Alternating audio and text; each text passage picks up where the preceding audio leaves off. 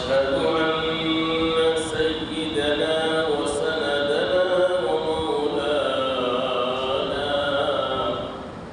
محمدا عبده ورسوله صلى الله تعالى عليه وعلى آله وأصحابه وبارك وسلم تسليما كثيرا أما بعد فأعوذ بالله من الشيطان الرجيم بسم الله الرحمن الرحيم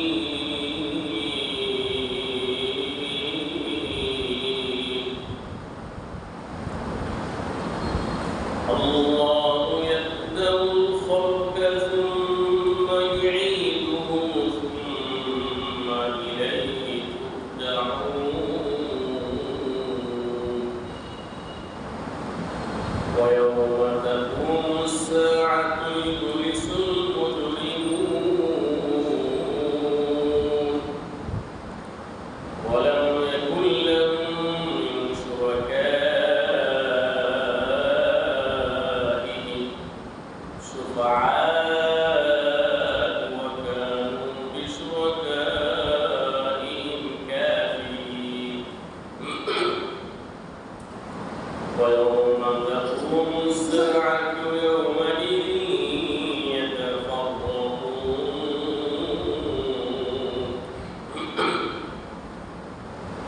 فأما الذين آمنوا وعملوا الصالحات فهم في روضة يحبرون وأما الذين كفروا وكذبوا بآياتنا ولقاء الآخرة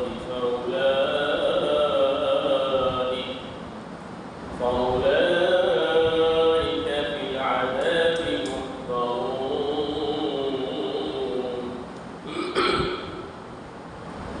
فسبحان الله حين تمسون وحين تصبحون وله الحمد في السماوات والأرض وعشيا وحين تظهرون ويخرج الحي من الميت ويخرج الميت من الحي ويحيي الأرض بعد موتها وكذلك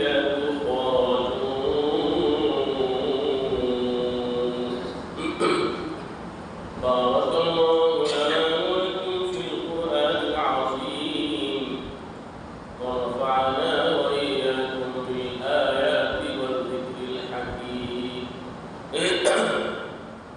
প্রাণ খুলে অত্যন্ত ইখলাসের সাথে নিষ্ঠার সাথে সর্বোচ্চ গুরুত্ব দিয়ে ইস্তিগফার পাঠ করি নবীর প্রেমে উজ্জীবিত হয়ে দুরূদ পড়ি আস্তাগফিরুল্লাহাল্লাযী লা ইলাহা ইল্লা হুয়াল হাইয়ুল কাইয়্যুম ওয়া আতুবু ইলাইহি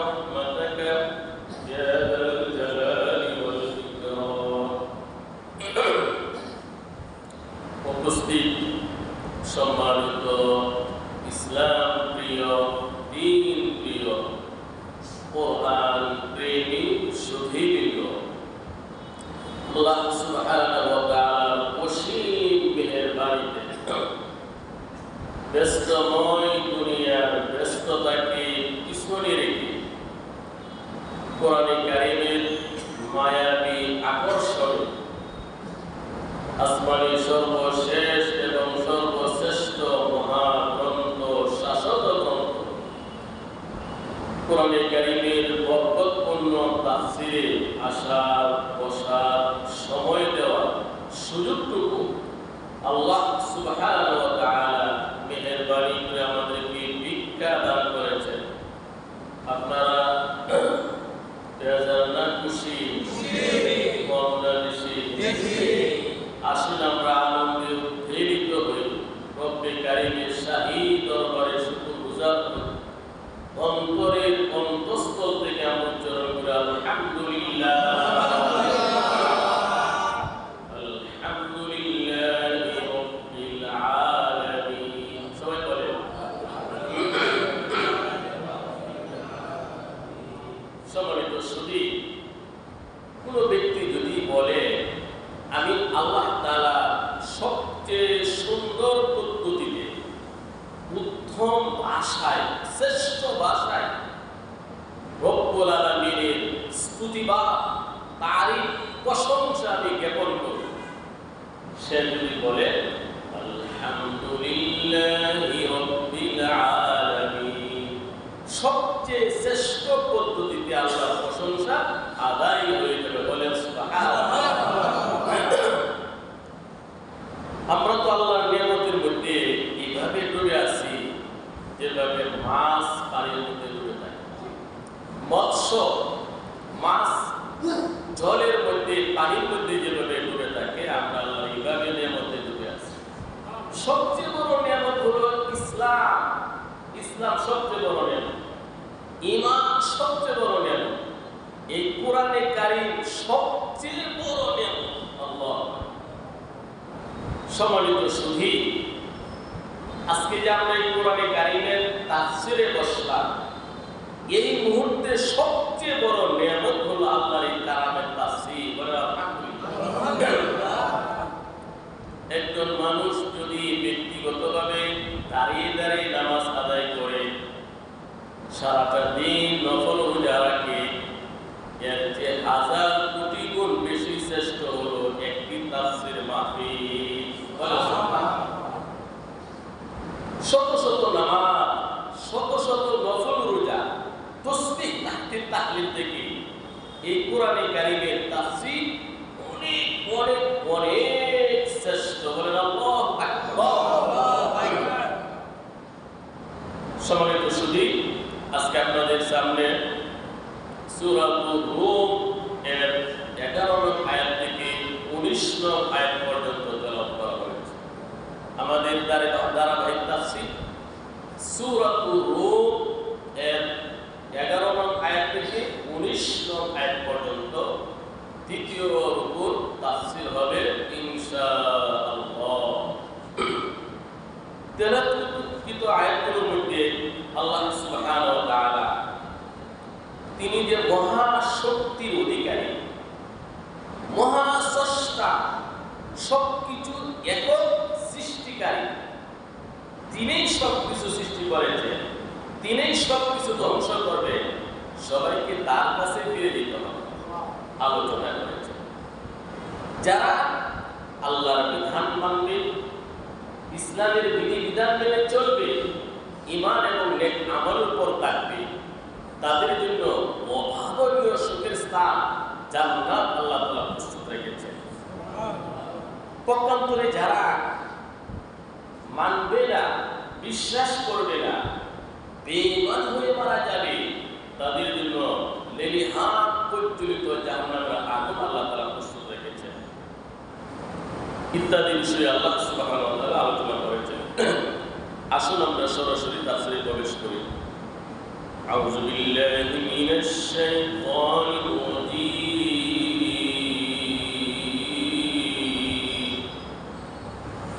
আমি পানাহ চাই আল্লাহর কাছে বিতাড়িত শয়তান থেকে। বিসমিল্লাহির রাহমানির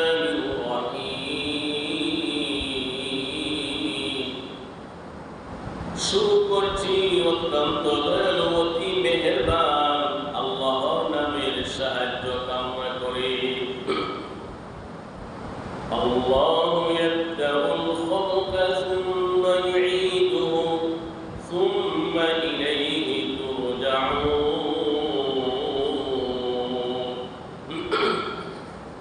ইরশাদ হচ্ছে আল্লাহ সৃষ্টি সূচনাতে সৃষ্টি করেছেন, আল্লাহ সৃষ্টিকে আবার পুনরায় সৃষ্টি করবেন, সবাইকে তার দিকে ফিরে যেতে হবে।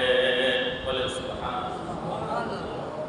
সম্মানিত সুধী, হাদিস শরীফে এসেছে আল্লাহ সুবহানাহু ওয়া তাআলা সাত মহাকাশ, সাত জমিন, সাত আকাশ, সাত জমিন সৃষ্টি করার পূর্বে আল্লাহ তাআলা আরশ আজিম আল্লাহ তাআলা সৃষ্টি করেছেন। বলে সুবহানাল্লাহ।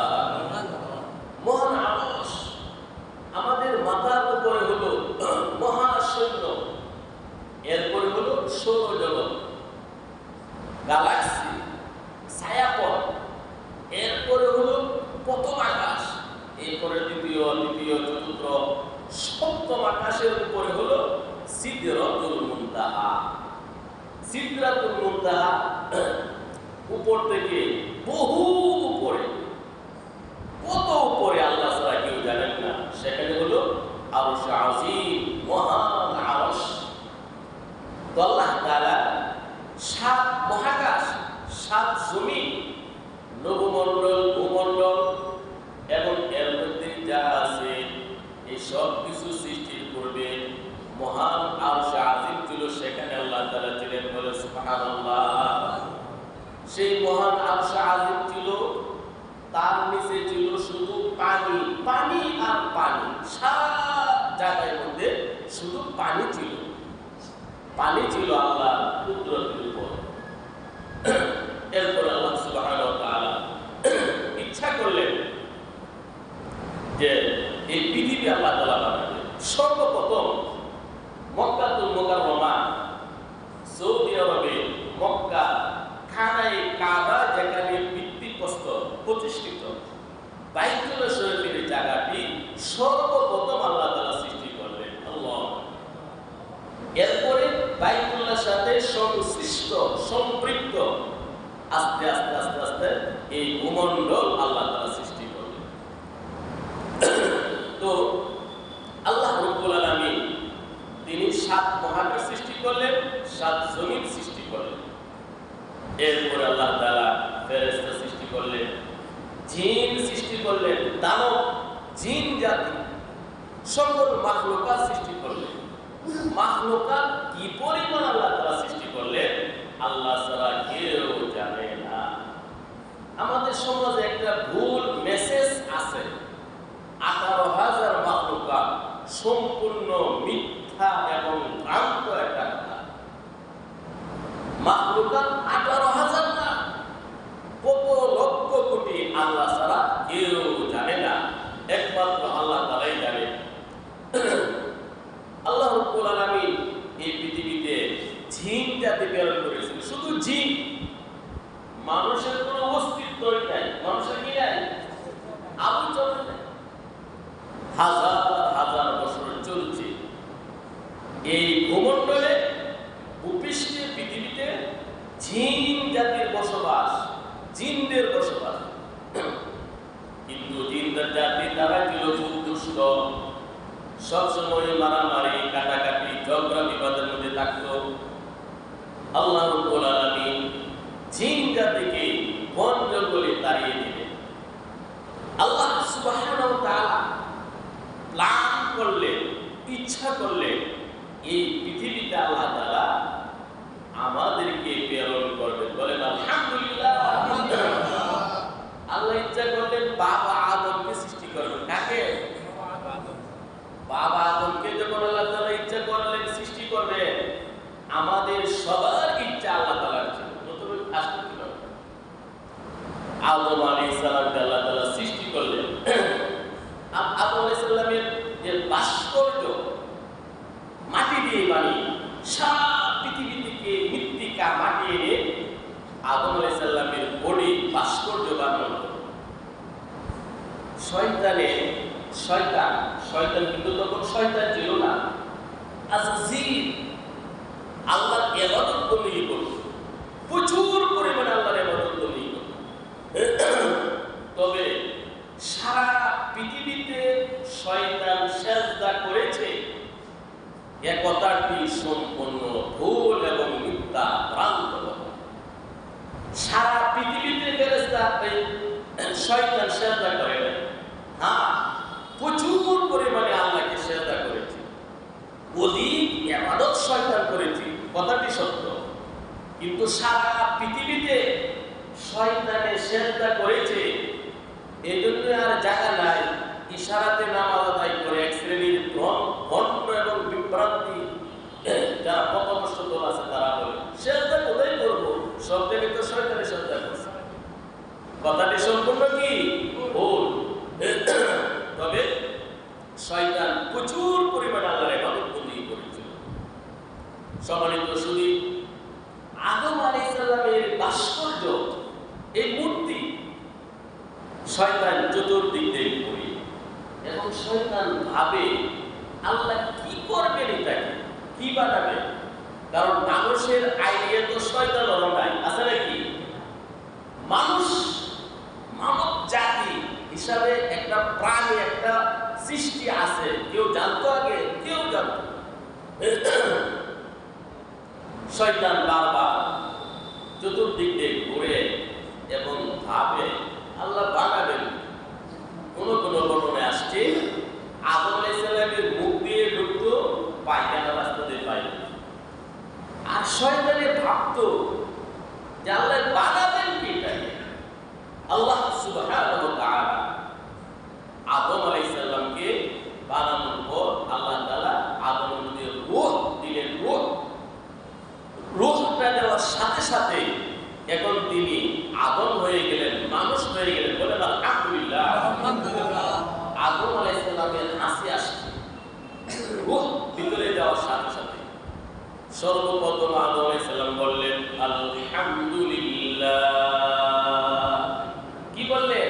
আলহামদুলিল্লাহ। বাবা আদম আলাইহিস সালাম সর্বপ্রথম বললেন আলহামদুলিল্লাহ, সমস্ত প্রশংসা আল্লাহ।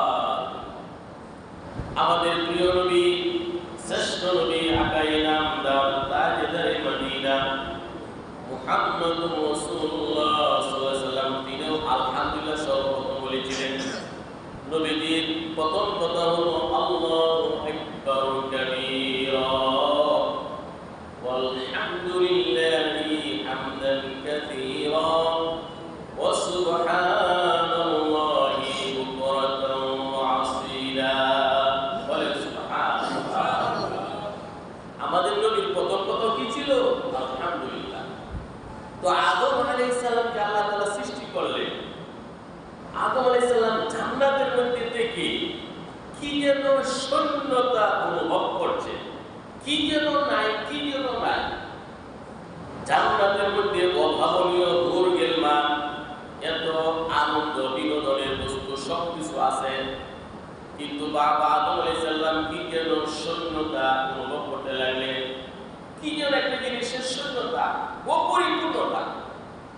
বাবা আদম আলাইহিস সালাম বিশ্রামে গেলেন।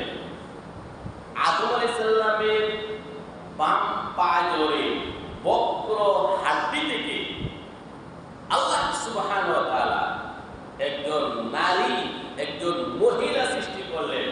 নাম হলো হাওয়া আলাইহিস সালাম। বলেন সুবহানাল্লাহ। বিশ্ব সুন্দরী একজন মহিলা আদম আলাইহিস সালামের বাম পায়ের বক্র হাড্ডি থেকে।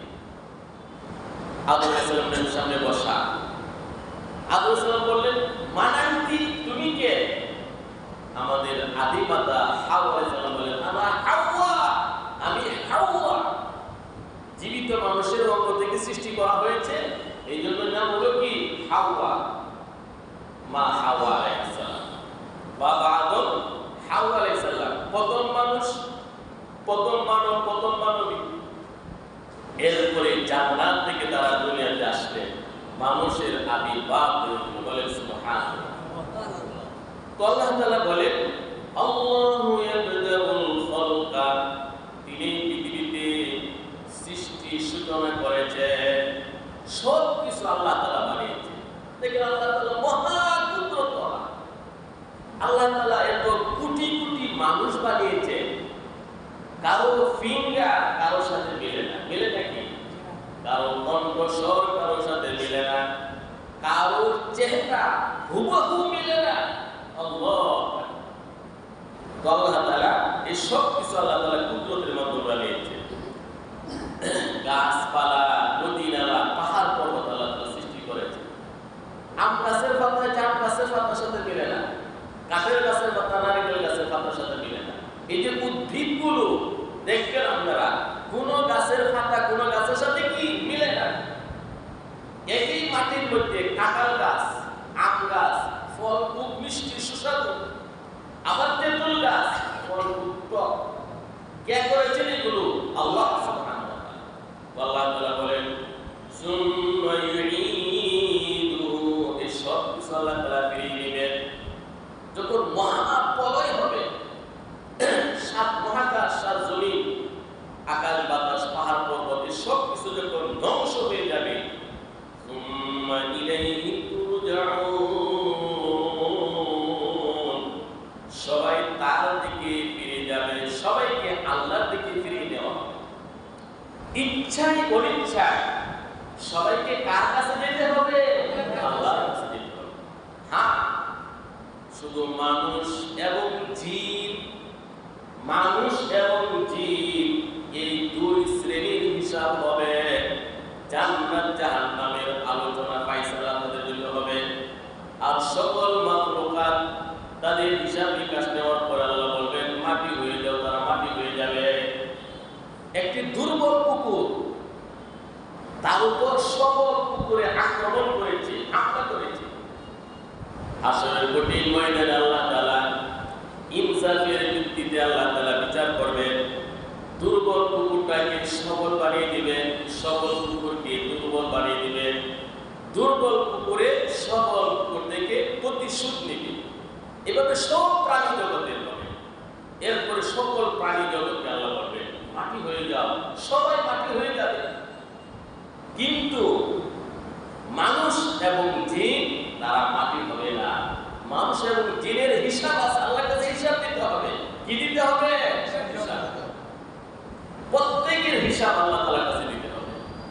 সম্মানিত সুধী, হাসরের কঠিন ময়দানে মানুষের এক কদম নড়াচড়া করতে পারবে না যতক্ষণ পর্যন্ত 5টি প্রশ্নের উত্তর না দিবে।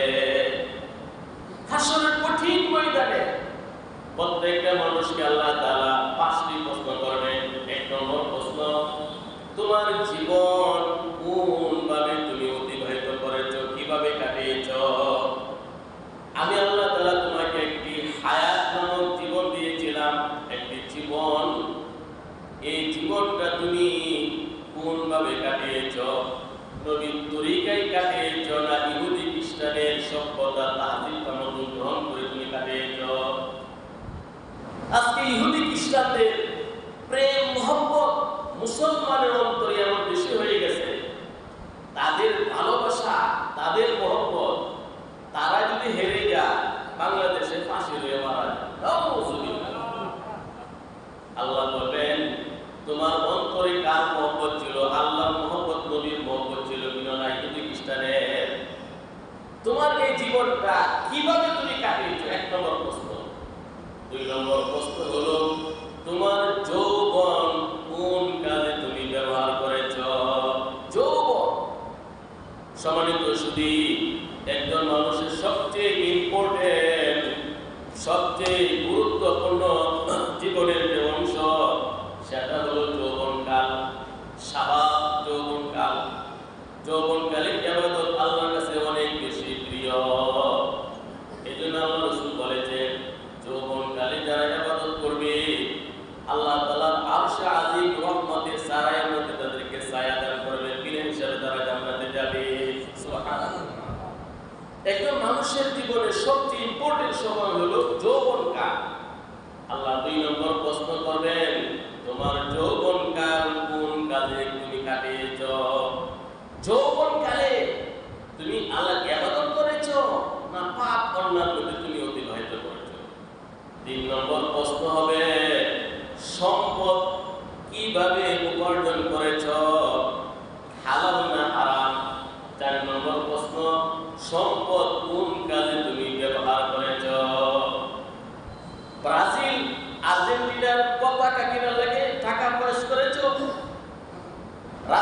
সজাগ থেকেছ, হিসাব দাও।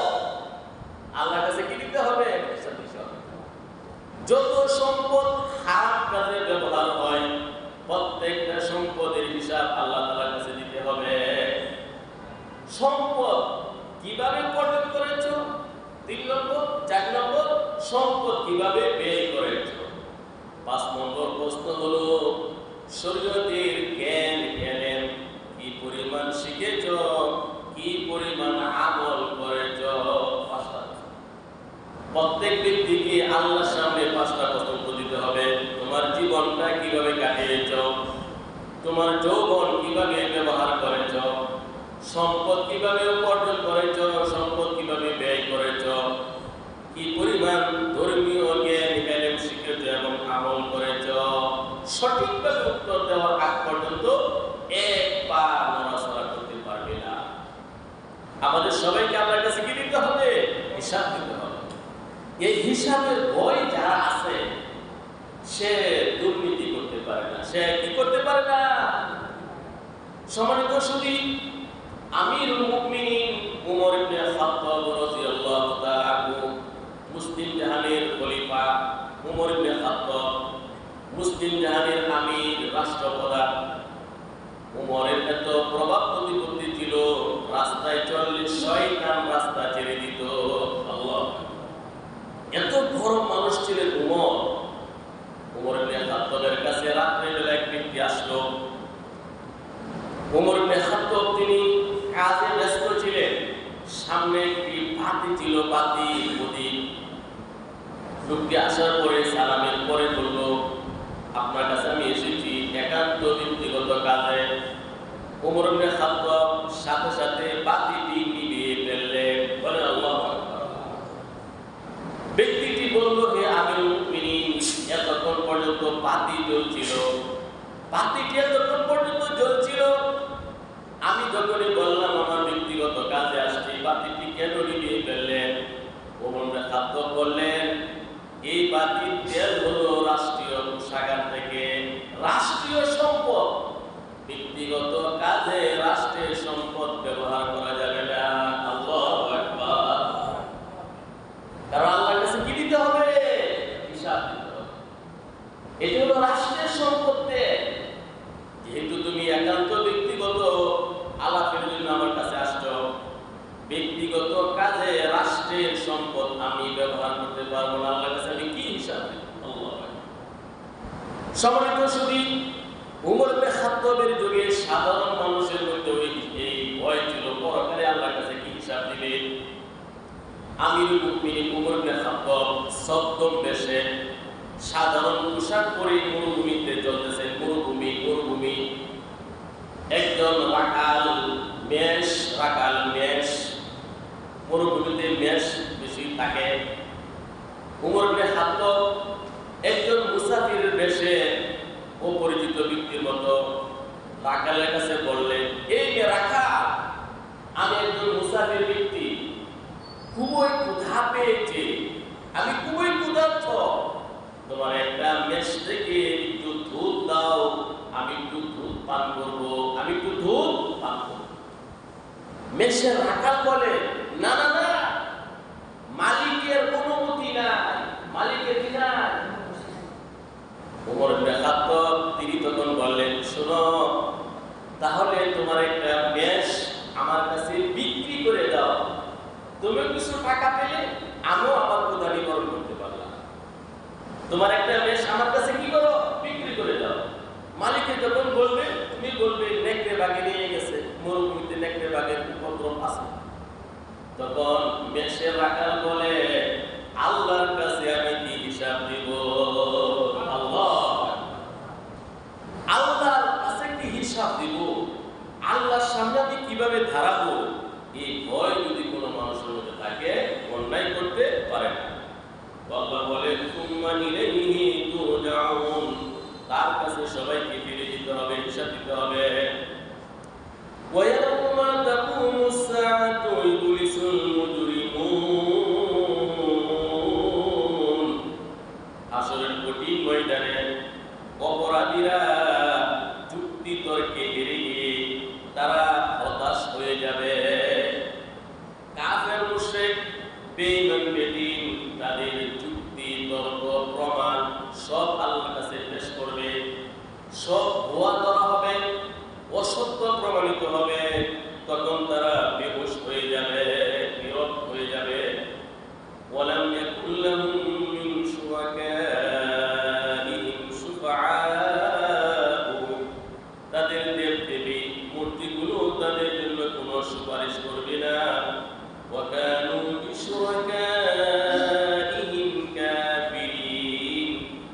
সেদিন দেব দেবীগুলোকে তারা অস্বীকার করবে।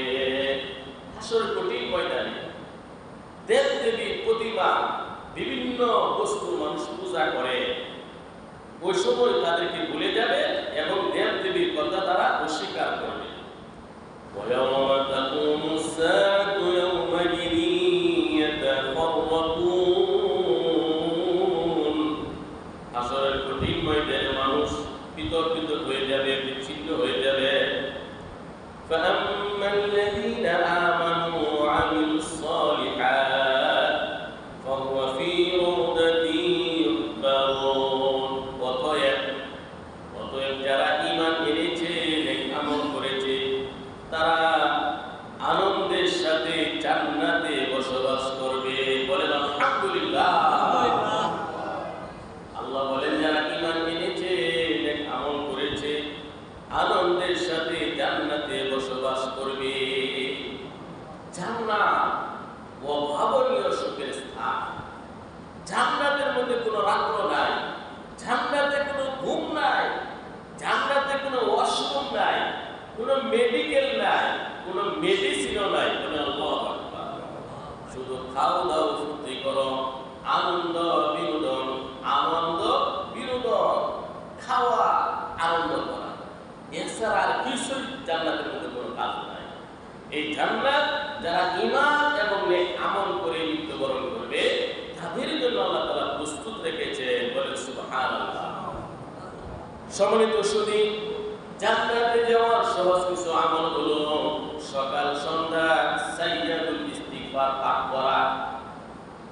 বুখারী শরীফের হাদিসে নবীজি বলেন, সকাল সন্ধ্যা কোনো ব্যক্তি যদি সাইয়্যিদুল ইস্তিগফার পাঠ করে, বিশ্বাস করে যদি মারা যায়, সরাসরি আল্লাহ তাআলা তাকে জান্নাত দান করবে। সাইয়্যিদুল ইস্তিগফার পাঠ করা। এরপরে জান্নাতে যাওয়ার সহজ আমল হলো ফরজ নামাজের পরে আয়াতুল কুরসি পাঠ করা। আয়াতুল কুরসি নবীজি বলেন, মান ক্বারা আয়াতুল কুরসি ফি দুবুরি কুল্লি সালাতিন মাকতুবাতিন লাম ইয়ামনাহু মিন দুখুলিল জান্নাতি ইল্লা আইয়ামুত। ফরজ নামাজের পরে যারা আয়াতুল কুরসি পড়বে, জান্নাতে যাওয়ার কোনো বাধা নাই, শুধু মৃত্যুর পরে সে জান্নাতে চলে যাবে। আল্লাহ। ফরজ নামাজের পরে আয়াতুল কুরসি পাঠ করা। আল্লাহ নবী বলেন, ওযু করার পরে যদি কোনো ব্যক্তি বলে কালিমা শাহাদাত পাঠ করে, আশহাদু আল্লা ইলাহা ইল্লাল্লাহ ওয়া আশহাদু আন্না মুহাম্মাদান আবদুহু ওয়া রাসূলুহু। ওযুর পরে কোনো ব্যক্তি যদি কালিমা শাহাদাত পাঠ করে, নবী বলেন, ফুতিহাত আবওয়াবুল জান্নাতি তামানিয়াতু, জান্নাতের 8টা দরজা খুলে যায়।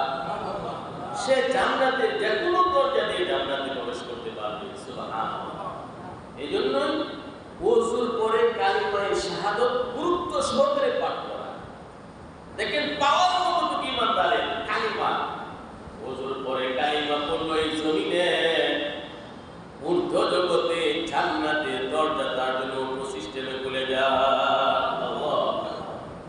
এজন্যই ওযুর পরে কালিমা শাহাদাত পাঠ করা। নবীজি বলেন, 5 ওয়াক্ত নামাজ যারা গুরুত্ব সহকারে পড়বে, 5 ওয়াক্ত নামাজ জান্নাতের মেহমান সে হবে। বিশেষ করে ফজরের নামাজ, আসরের নামাজ। মান সাল্লাল ফারদাইনি দাখালাল জান্নাহ। দুই টান্ডা আসরের নামাজ, ফজরের নামাজ যে গুরুত্ব সহকারে পড়বে, সে জান্নাতের মেহমান হবে। আল্লাহ।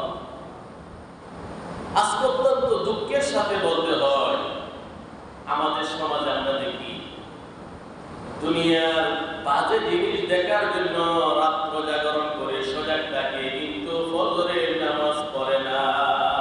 আল্লাহ, কি শাস্তি দেব!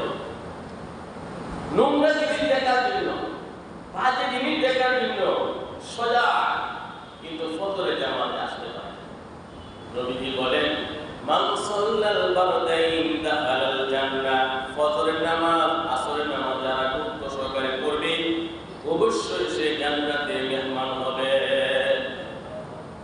নবীজি বলে কোন ব্যক্তি যদি সালাম বেশি বেশি দেয়, সালাম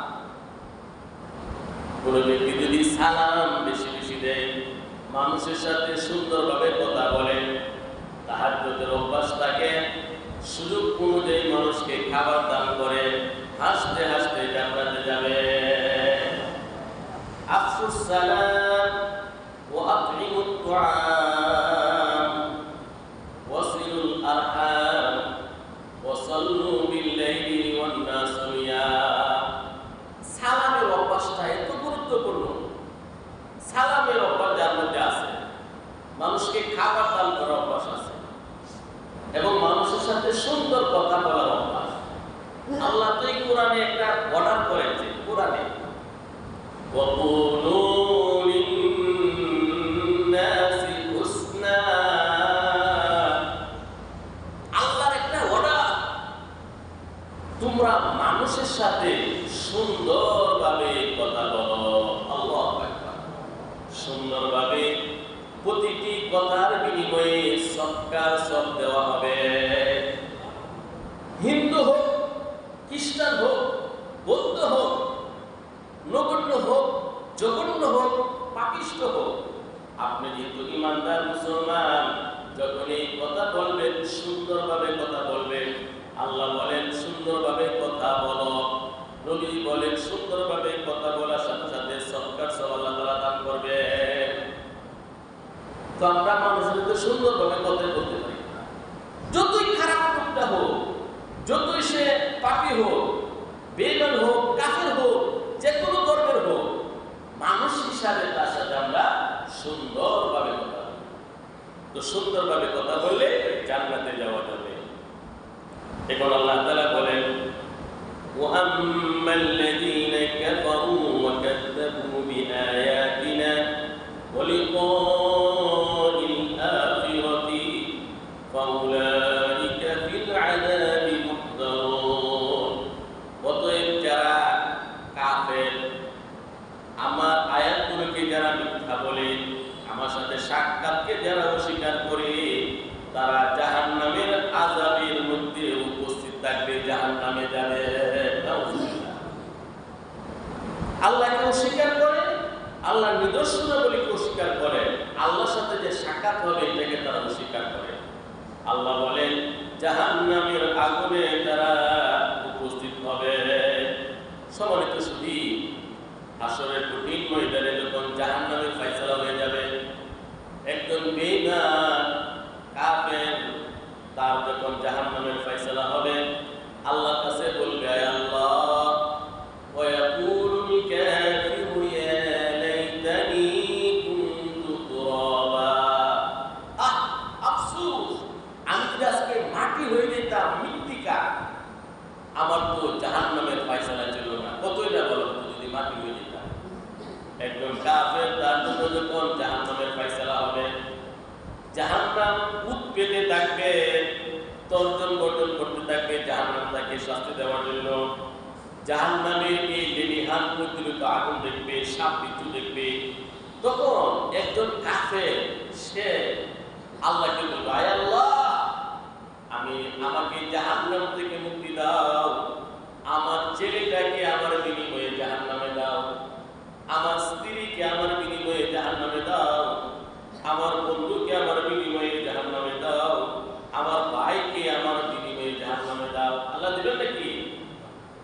কতটুকু মানুষ মানে বিভীষিকাময় পরিস্থিতিতে পড়লে বলে আয় আল্লাহ আমাকে জাহান্নামে দিও না, আমার সন্তানকে দাও। আল্লাহ তাআলা সূরাতুল মাআরিজের 11 নম্বর আয়াত থেকে বলেন ইয়াওয়াদ্দুল মুজরিমু লাউ ইয়াফতাদি মিন আযাবি ইয়াওমাইদিন বানীন। কাফের মুশরিক হাসরের কঠিন ময়দানে আল্লাহর কাছে বলবে আয় আল্লাহ আমাকে জাহান্নাম থেকে মুক্তি দাও, আমার সন্তানটাকে জাহান্নামে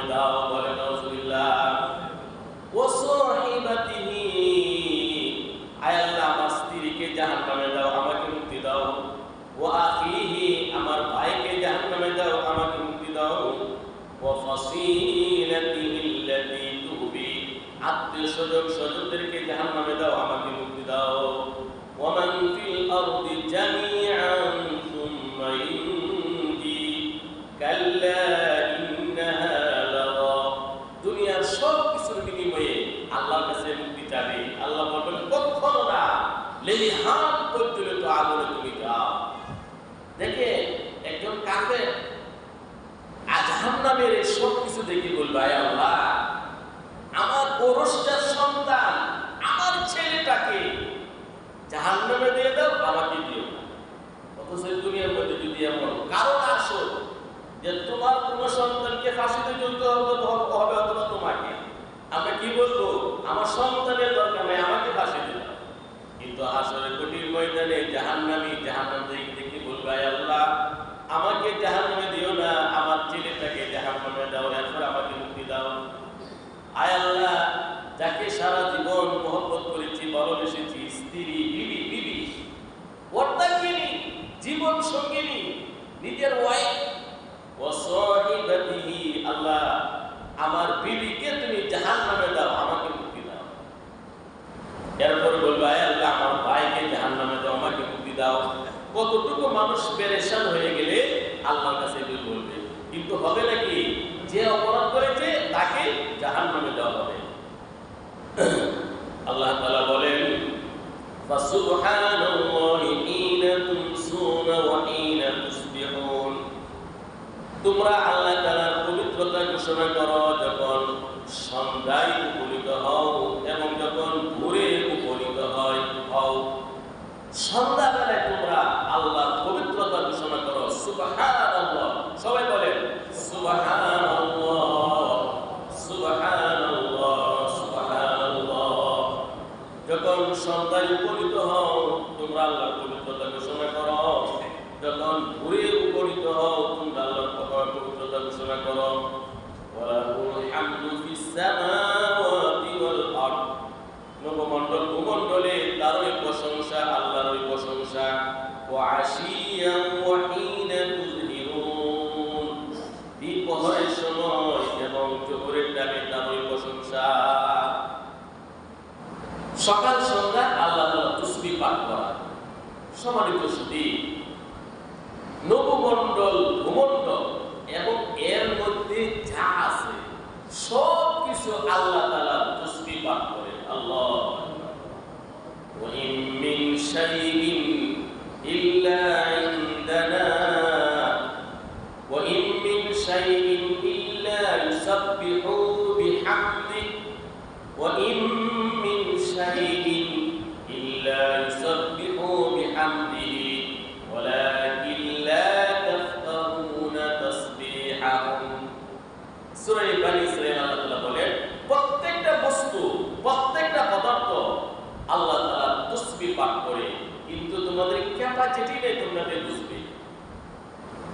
এই জ্ঞানগুলো আল্লাহ তাআলা তাসবিহ পড়ে, দরজা জানালা আল্লাহ তাআলা তাসবিহ পড়ে, গাছপালা আল্লাহ তাআলা তাসবিহ পড়ে, প্রত্যেকটা বস্তু, প্রত্যেকটা পদার্থ, এই টেবিলে আল্লাহ তাআলা তাসবিহ পড়তেছে, প্রত্যেকটা বস্তু আল্লাহ তাআলা তাসবিহ করে, কিন্তু আমাদের এই কান, এই ক্যাপাসিটি নাই। বুখারী শরীফের হাদিস আসছে, আব্দুল্লাহ ইবনে মাসউদ বলেন, কুন্না নাকুলুত তুআম ওয়া হুয়া ইসবিহু। আমরা রুটি গোশত খাচ্ছি, গোশতের টুকরা, রুটির টুকরা বলতেছি সুবহানাল্লাহ, সুবহানাল্লাহ। তখন আমরা কানে শুনতেছিলাম সুবহানাল্লাহ।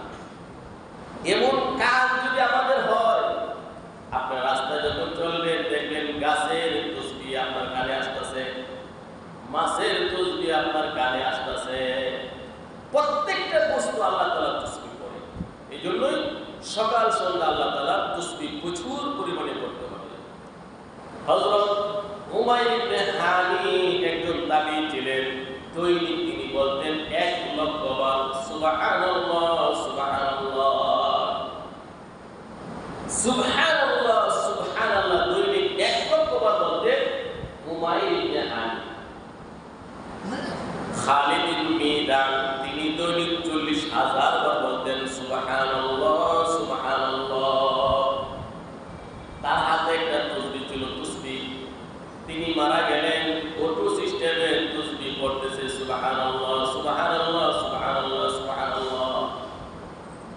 কিরামাতুল আউলিয়াই হক। এই জন্য সকাল সন্ধ্যা আল্লাহ তাআলা তাসবিহ পাঠ করতে হবে। প্রত্যেক ফরজ নামাজের পরে 33 বার সুবহানাল্লাহ, 33 বার আলহামদুলিল্লাহ, 34 বার আল্লাহু আকবার, অথবা 25 বার পরে, অথবা 10 বার পরে। এই কথা হাদিসের মধ্যে আছে। 5 ওয়াক্ত নামাজের পরে তাসবিহ, ঘুমের সময় তাসবিহ। ঘুম আল্লাহ নবী ফাতেমা আলী রাদিয়াল্লাহু তাআলা উমাইয়াদেরকে বললেন ঘুমের সময় তাসবিহ পড়ার জন্য। উলামায়ে কেরাম লিখেছেন হাদিস বিশারদগণ, মানুষ যত উইক হোক, যত দুর্বল হোক, সারাদিন কর্মব্যস্ত থেকে ঘুমের সময় যখন 33 বার সুবহানাল্লাহ সুবহানাল্লাহ সুবহানাল্লাহ, ঘুমের সময় 33 বার আলহামদুলিল্লাহ আলহামদুলিল্লাহ আলহামদুলিল্লাহ, আল্লাহু আকবার আল্লাহু আকবার আল্লাহু আকবার 33 বার পড়বে। ঘুম থেকে যখন উঠবে একদম সুস্বাস্থ্য শক্তি শরীরে ফিরে আসবে এবং সে এত বড় রোগী হবে না যে তার কাজগুলো উল্লেখ করে দিতে পারে। মহান তসবিহটা ঘুমের সময় 33 বার সুবহানাল্লাহ, 33 বার আলহামদুলিল্লাহ, 34 বার আল্লাহু আকবার পাঠ করলে দুনিয়াতেও সুস্বাস্থ্যের অধিকারের জন্য নিশ্চয়তা দেয়া আছে। নিশ্চয়তা, সে এত কঠিন ব্যাধিতে আক্রান্ত হবে না যে অপরে তার কেন্দ্র করতে পারে, এবং পরকালে তো মহা প্রতিদান তার জন্য আছে। আমরা সবাই করি তো ঘুমের সময় ইনশাআল্লাহ। তো তাসবিহগুলো বেশি বেশি করতে হবে। সকাল বিকাল তো তাসবিহ আছে আমাদের, যে কোন ইস্তিগফার 100 বার, দুরূদ শরীফ 100 বার, সুবহানাল্লাহ আলহামদুলিল্লাহ ওয়া লা ইলাহা ইল্লাল্লাহ আল্লাহু আকবার, এগুলো পড়া। এরপরে আল্লাহ তাআলা কুদরতের কথা আল্লাহ তাআলা বলছেন ইখরিজুল হাইয়া মিনাল মাইয়িতি ওয়া ইখরিজুল মাইয়াতা মিনাল হাই। আল্লাহ জীবিতকে মৃত থেকে বের করেন, মৃতকে জীবিত থেকে বের করেন। ওয়াইল আরদা বাদা মাউতিহা, জমিন মৃত হয়ে গেলে আল্লাহ তাআলা আবার জীবিত করেন। ওয়া কাযালিকা তুখরাজুন, এভাবে হাসর মাঠে তোমাদেরকে কবর থেকে তুলবেন।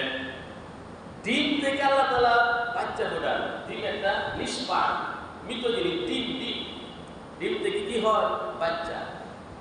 বীর্য থেকে আল্লাহ তাআলা মানুষ বানান, এখানে প্রাণ নাই। এই জমিন যখন অনাবৃষ্টি, বৃষ্টি যখন হয় না শীতকালে, জমিন মারা যায়, বৃষ্টির ফোঁটা পড়ার সাথে সাথে বিভিন্ন উদ্ভিদ সৃষ্টি হয়। আল্লাহ বলেন ওয়াকাযালিকা তুখরাজুন, কবর থেকে হাসরের মাঠে তোমাদেরকে এইভাবে তোলা হবে। রুকু শুরুতেও আল্লাহর কাছে ফিরে যেতে হবে, আল্লাহ বলেছে। রুকু শেষে বলছেন আল্লাহর কাছে ফিরে যেতে হবে। কোরআনে কারীমের শুরুতেই কথা বলছেন পরকালের বিশ্বাস। পরকালের বিশ্বাস একজন মানুষকে সকল পাপাচার থেকে বিরত রাখে। আল্লাহ সুবহানাহু ওয়া তাআলা আমাদের সবাইকে আজকের এই সংক্ষিপ্ত তাফসীরের উপর আমল করার